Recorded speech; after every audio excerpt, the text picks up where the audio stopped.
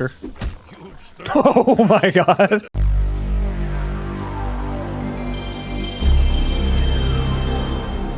Hey, Jarek here, and I love making videos like this. Videos of games I played time and time again. Games where I know everything about them, I know every inch of every single map, but I get to play them in a different way, experience something new. Experience a game that I've enjoyed for 18 years now.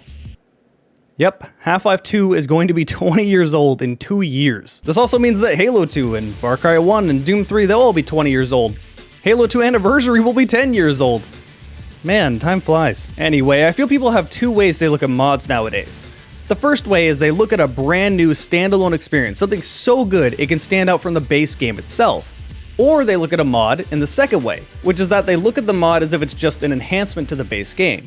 Now, both these are valid, don't get me wrong, but there's plenty of other mods you can have. I've actually seen a good amount of slander towards today's mod, Half-Life 2 Overcharged, for not being one of these two things, especially not being the second thing. I really don't like this way of thinking, and I'll have to explain what this mod is first before it makes sense, so I'll get back to this at the end of the video. For now though, I also want to talk about today's sponsor. Today's sponsor has become a fixture on this channel, and it's the only sponsor I've had where I've never had a single complaint in the comments, which is impressive because this is YouTube. Today's sponsor is IntoTheAM. They make a product that is relevant to everyone, as everyone has to wear clothes.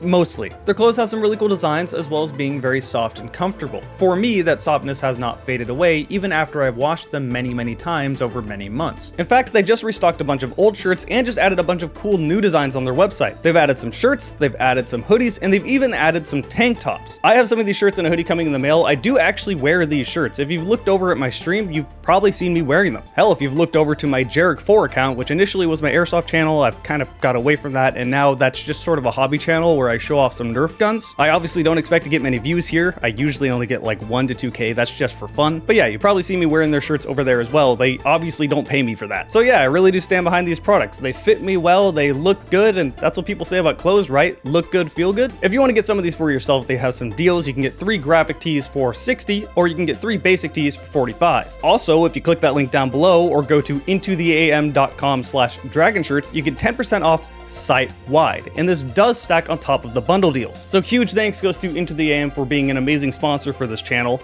Let's go back to the video. Okay, Half-Life 2 Overcharged. What is this and what does it do? Well, Half-Life 2 Overcharged is sort of a spiritual sequel to SMod, if you remember that from back in the day. Overcharged adds a ton of content to Half-Life 2. This is not made to enhance Half-Life 2, just add a bunch of content to it. Now, these maps are mostly the same Half-Life 2 maps you've already played before, however, occasionally they'll sprinkle in a new section, and some of these are just so cool. The one true fox? I don't know, there's plenty of foxes that...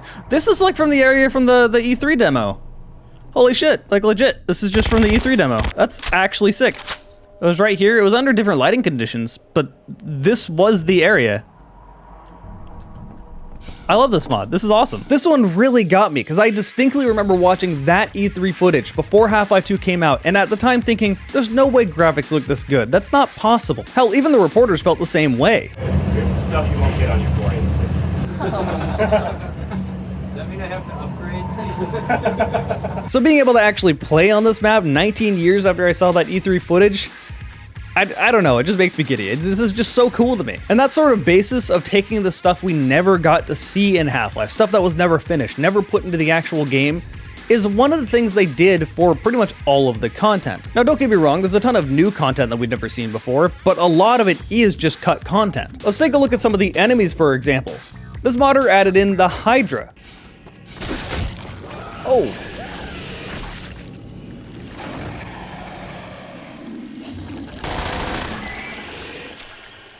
I'm so glad they brought that back. The Hydra got pretty far into Half-Life 2's development, but was ultimately cut. Valve really didn't want to cut it, but they couldn't find a way to make it feel fun instead of frustrating. Ultimately, they decided it didn't fit and cut the enemy altogether. In this mod, however, you will see this enemy pretty often. In fact, the first place you find it is in the canals at the beginning of the game. Okay. That's that enemy that they cut. That's interesting. Can I just shoot it a bunch? What the? Alright, sure. The Hydra's back. Another cut enemy from Half-Life 2 was the Cremator. This was a sort of janitor of sorts.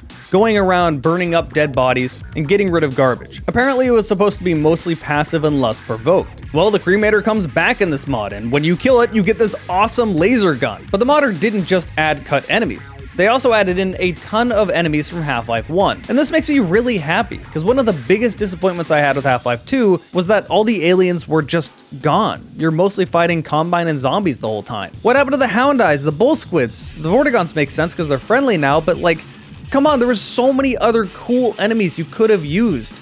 Instead, you get an enemy that acts like a human and zombies. Literally humans. Just kind of messed up. Anyway, the first one of these you will find is the Hound Eye. The Hound Eye acts and sounds just like it did in Half-Life 1. However, there is a different type of Hound Eye that has wings, I guess? I don't know if this is supposed to be the alpha or something like that, but it's different. Of course, the bull squids come back. This is more the Black Mesa variety of bull squid. They fire a shotgun of acid at you or just try to hit you. You will find both of these enemies very quickly in the opening canal sections, which kind of makes sense. Vortigons obviously come back, but not as enemies. However, you can have Vortigons actually follow you and fight with you in the base game, which is pretty cool. Previously, you only had that happen in episode 2. They added in those stupid floating fetus looking things.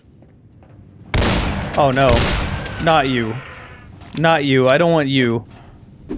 You need to never come back. Ow. God, out of all the enemies to bring back in Half-Life 1, why this one? Hell, they even brought in opposing force enemies, and that is just really cool to me, because opposing force is generally forgotten outside of its game. Like, I never see those enemies. I never see Race X anywhere else. You'll fight against the pit drones, the shock troopers, even the Voltigors and baby Voltigors, which all act just like they did in opposing force. The shock trooper even drops the shock roach, which you can use, and it has one of the most amusing idle animations I've ever seen. So, yeah, Race X is back, and that's just really neat. They also added some other enemies I've never seen anywhere. Correct me if I'm wrong, this may just be a cut enemy, but there's this dinosaur-looking thing.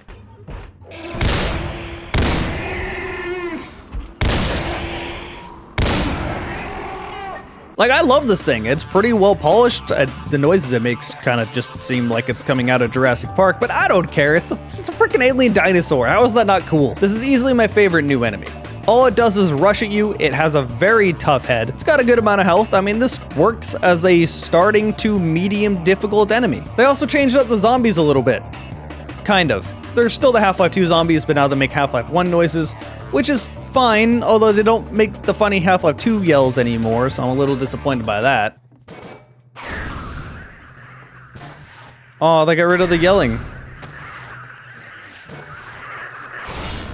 On the flip side, though, they added the Gonomes, so that's neat, more opposing force stuff. I think you get the point. There's a ton of new enemies here. They may be returning enemies, they may have been cut enemies, or they might be entirely new. The one thing that is consistent is that they are inconsistent. The quality from enemy to enemy may be great or may be awful. For example, that dinosaur enemy, that's very well polished and a really good enemy. But then they brought back the alien grunts from Half-Life 1 and they look like this. What the f- Well, that's an animation. Yeah, they're pretty doofy, and they really don't look good. That is something you're going to have to get used to with this mod. The quality control is kind of all over the place. The same thing can be said about where the enemies are placed, because the enemies are just kind of thrown everywhere. Some of them seem like they totally fit for the location, say bull squids in the canals or in waste. But most of the time, enemies are just kind of there. I won't complain about this too much, because the whole point of this mod is just adding new content to Half-Life 2, and I played Half-Life 2 so many times, I know exactly what to expect, so I actually like that these enemies don't seem to make any sense. Well, not that they don't seem to make any sense, but like, it's just something new to do. I'm not going to complain about that. And I can say the same thing about the guns. There is a ton of guns here of varying quality and varying fit. Now, there's so many guns in this game that if I tried to cover even half of them, we'd be here all day, so I don't want to do that. Instead, I'll give you two examples of two guns that use the same ammo, with one being of much higher quality than the other. The revolver. It's the Half-Life 2 classic, except for with better textures and better animations. And it sounds nice too. Then we go to the lever action, and yeah, this looks pretty bad. Animations aren't very good, the textures look like a 2005 mod. It's a pretty far cry in quality from the revolver. So that's something you're going to have to get used to when it comes to the weapons. Some are going to be a lot better in quality than others. A lot of these I haven't seen before, but then there's a lot that I have. A lot of the weapons are just kind of ported in from Counter-Strike or Left 4 Dead. This is a little lame. I'd like to see some new stuff, but at the same time, more guns to play with in Half-Life 2, so whatever. Oh my god, this thing is so strong! Oh hey, is it a Chris? This is a Chris! This is an electric Chris. And again, I'm not going to complain because this mod does have some actual good ideas. For example, this mod will give you multiple different actual snipers. So then what's the point of the crossbow? Well, the split function on the crossbow turns it into an explosive crossbow, which is so much fun. Effectively, this sort of works the same way as like an M79 would. And then you get some other things that were again cut from Half-Life 2, like for example, this wire mine. Very weird weapon. I remember looking at old footage and seeing this thing and just being really intrigued by it. In fact, you just kind of get a lot of grenades in general, ranging from flashbangs to regular grenades to this wire to this black hole grenade, which is easily my favorite. Oh, that's perfect. I love these grenades. And it even brought back one of my favorites. You can get snarks in this game. That made me so excited until I realized they were really bad. Wait, hold up, let me... Snarks. What? Why do they immediately get destroyed? I'm so sad. These snarks are useless. Oh wait, one gone. Don't go for me, go for them. Oh, and I'm sure you've noticed, this mod gives you the ability to kick things, and I love this. Sure. Oh my god. This mod also gives you the ability to use slow motion, which I kept forgetting even existed. It's really fun, and it looks nice. I don't know why I kept forgetting. It is there, although it doesn't seem to help you much. The enemies are still pretty aimbot even when you're in slow motion. It doesn't seem to change anything. They really should have messed with the enemy AI to deal with you in a different way when you're using slow-mo. I'm gonna stop here. You get the point. This mod adds so much content, and I was having a blast just exploring and seeing all this new stuff. In fact, I wanted to talk about this new content so much, I forgot to mention all the additional options they added. Look at this, there's so many graphical options and gameplay options. There's just so many things to look through. This is almost overwhelming when you first open the game. Now, this game is not a graphical overhaul of Half-Life 2, but they definitely add in some new particle effects, some new explosions, some new water effects, and you can turn all these off and on. You might need to. Some people were reporting crashing issues, although I didn't necessarily have that problem. While playing through, the game did crash like 4 or 5 times for me, but those weren't repeatable. I did have one time where it was repeatable though. When the Hunter Chopper got to the stage where it dropped a bunch of mines, the game would just crash. Eventually I realized it was because of all the different particle effects and all the things I have turned on, so the moment I turned those off, the game worked perfectly fine and stopped crashing. Then once I beat the helicopter, I turned them back on and didn't have that problem again. But do keep in mind, every computer is different. I'm also running a 3080, which not everyone was able to get.